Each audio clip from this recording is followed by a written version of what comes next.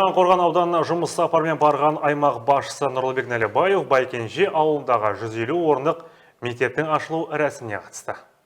Аймақ басшысы жұртшылыққа ізгі тілегін білдіріп, ауыл тұрғындарының игілігіне арналған жаңа ғимараттың пайдалануға берілуімен құттықтады. Президентіміздің үкіметтің сыр өңірін ерекше қолдауының арқасында соңғы жылдары білім саласында маңызды жобалар жүзеге асырылып, заманауи және білім ошақтары көптеп бой көтеруде. Биыл білім саласына бөлінген қаржы 262 миллиард 100 миллион теңгеге жетіп, облыс бюджетінің 35-8%-ын құрады. Президент бастамасымен қолға алынған жайлы мектеп ұлттық жобасы аясында салынатын 21 мектептің 10-ның құрылысы биыл аяқталады. Тағы 11 мектеп келер жылы пайдалануға беріледі. Оның екеуі Жаңақорған ауданында бой көтереді.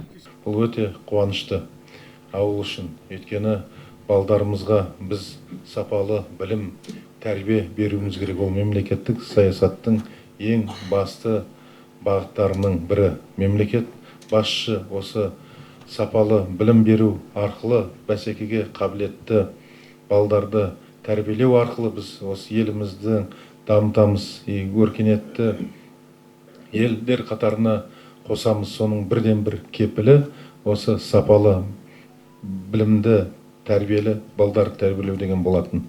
Сол бағытта қазір біздің елімізде, оның ішінде біздің өңірімізде көптеген жұмыстар атқарылуда.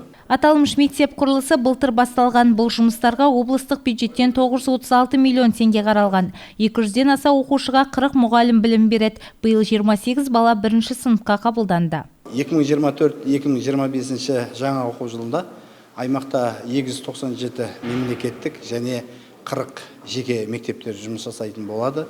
Ол мектептерде барлығы 184-924 оқушы білім алатын болады. Биылғы жаңа оқу жылында мектеп табалдырығын 17.383 оқушы аттайтын болады. Яғни бірінші сыныпқа 17.383 бала қабылданатын болады. Жалпы оқушылардың саны бойынша өткен оқу жылымен салыстырғанда 3120 балаға артық болып тұр. Енді жаңа оқу жылы 1 қыркүйек күні әдеттегідей білім күні мерекесімен басталатын болады. Мектебім, мейірім, мекенім тақырыбында барлық білім ордаларында арнайы салтанатты шара өткізіледі. Ал негізгі оқу жылы 2 қыркүйек күні менің отаным Қазақстан тақырыбындағы тәрбие сағаттарымен басталатын болады. Биылғы оқу жылы 1 сыныптар үшін 33 апта, 2 және 11 сыныптар үшін 34 аптамен жалғасатын болады.